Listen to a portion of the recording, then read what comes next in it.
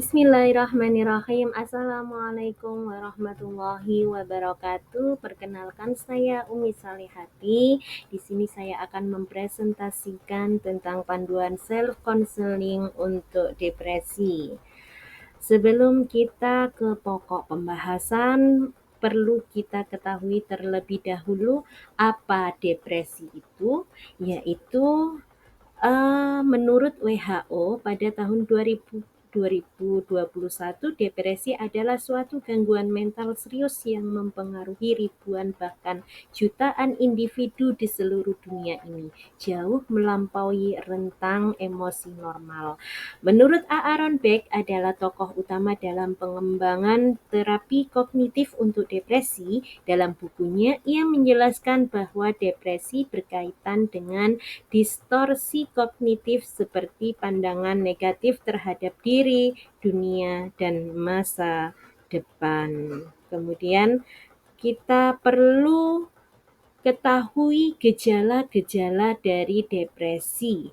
Gejala-gejala dari depresi yang pertama gejala emosional, di mana gejala emosional ini meliputi kesedihan yang mendalam dan biasanya berkepanjangan.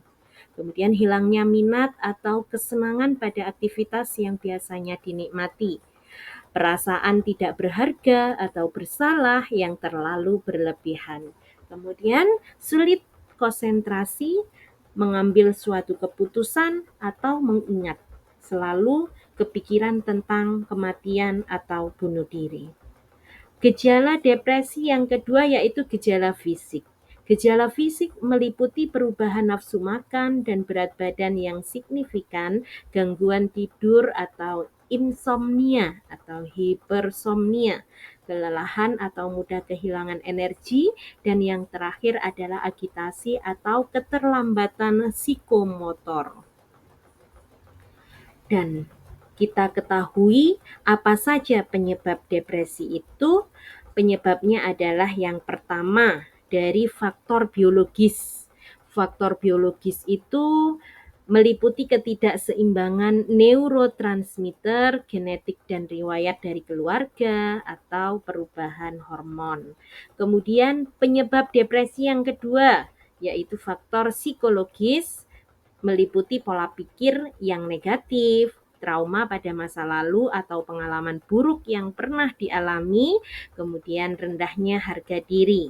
Kemudian penyebab depresi yang ketiga yaitu dari faktor lingkungan yang meliputi stres kronis, peristiwa kehidupan yang selalu penuh tekanan, dukungan sosial yang kurang. Kita akan ketahui pengobatan depresi itu meliputi apa saja. Yang pertama, psikoterapi atau terapi bicara. Kemudian yang kedua, farmakoterapi melalui obat-obatan. Dan yang ketiga adalah pendekatan kombinasi. Pendekatan kombinasi. Sebelum kita melanjutkan ke contoh dari kasus yang terjadi depresi, terlebih dahulu kita saksikan simulasi psikologi tentang konseling psikologi.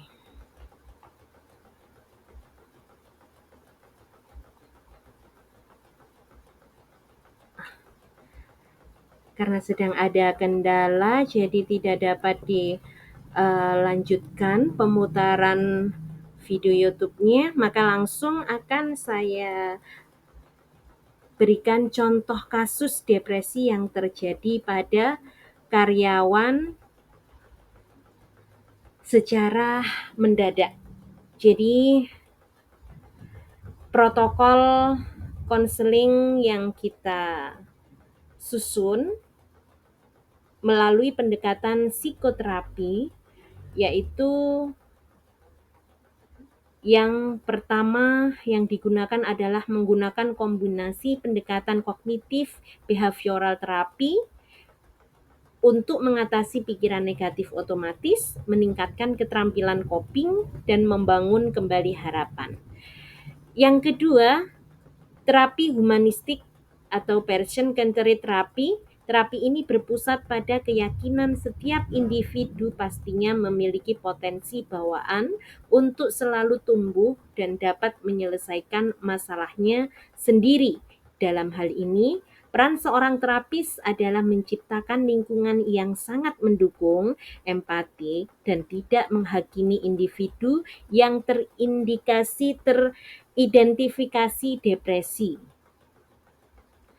Tahapan-tahapannya dan rincian sesi konseling. Yang pertama, pembukaan dan asesmen awal. Yang kedua, validasi emosi dan dukungan. Yang ketiga, identifikasi pikiran negatif. Yang keempat, kognitif restrukturisasi. Yang kelima, pemulihan makna diri. Yang keenam, perencanaan masa depan. Yang ketujuh, evaluasi progres dan refleksi. Yang kedelapan, terminasi dan follow up mandiri. Kemudian yang berikutnya, analisis efektivitas teknik CBT dan person-centered therapy. Yang pertama, kognitif behavioral therapy merupakan pendekatan yang berfokus pada hubungan antara pikiran, perasaan, dan perilaku. Dalam protokol konseling, teknik CBT sangat efektif digunakan untuk membantu klien mengidentifikasi dan mengubah pola pikir negatif yang menyebabkan perilaku bermasalah. Melalui teknik seperti cognitive restructuring, track record, dan behavioral experiment, klien belajar melihat permasalahan dari perspektif yang lebih rasional dan konstruktif. Yang kedua, person-centered therapy yang dikembangkan oleh Carl Rogers menekankan pentingnya hubungan konseling yang hangat, empatik, dan tidak menghakimi. Teknik ini sangat efektif dalam membangun trust dan rasa aman dalam diri klien. Ketika klien merasa diterima secara utuh, mereka menjadi lebih terbuka dalam mengekspresikan perasaan dan kebutuhan yang pada akhirnya mempercepat proses penyembuhan psikologis. Kemudian, kombinasi dari kedua pendekatan ini memberikan keseimbangan antara struktur dan kebebasan. CBT memberikan kerangka kerja yang sistematis untuk perubahan perilaku, sementara person-centered therapy menyediakan ruang emosional yang mendukung proses eksplorasi diri. Berikutnya, kontribusi terhadap pencapaian tujuan konseling. Kedua pendekatan ini memberikan kontribusi yang signifikan terhadap pencapaian tujuan konseling, yaitu peningkatan kesadaran diri klien. CBT membantu klien menyadari pola pikir yang merugikan, sementara pendekatan person-centered menumbuhkan penerimaan terhadap diri sendiri. Perubahan perilaku positif. CBT mendorong perubahan konkret melalui latihan perilaku, sedangkan pendekatan humanistik mendukung perubahan dari dalam melalui pemahaman dan penerimaan diri.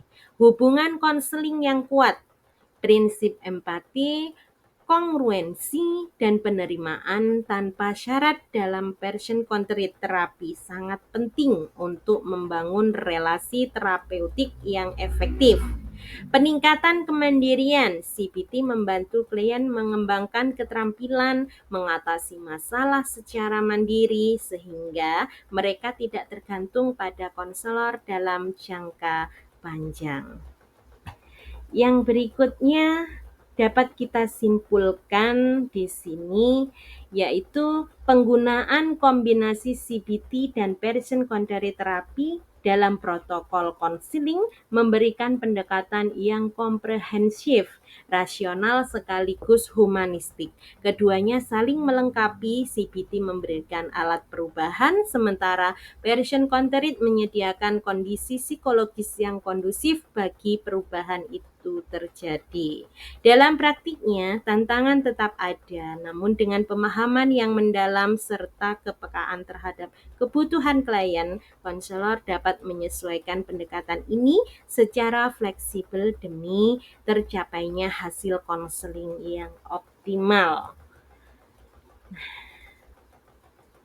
Sebelum kita tutup, Kita ketahui terlebih dahulu prinsip-prinsip konseling. Empati dan penerimaan tanpa syarat, kolaboratif dan berbasis bukti, fleksibel berdasarkan kebutuhan klien, menjaga kerahasiaan dan etika profesi. Evaluasi hasil konseling. Penggunaan skala depresi Pribos DAS 21 PHQ 9 BDI. Observasi perubahan efek, ekspresi diri, dan pola pikir, umpan balik verbal dari klien, peningkatan aktivitas produktif klien. Itu adalah evaluasi hasil konseling. Demikian presentasi yang dapat saya sampaikan. Mohon maaf apabila ada kekurangan. Saya akhiri. Wassalamualaikum warahmatullahi wabarakatuh. Sampai jumpa.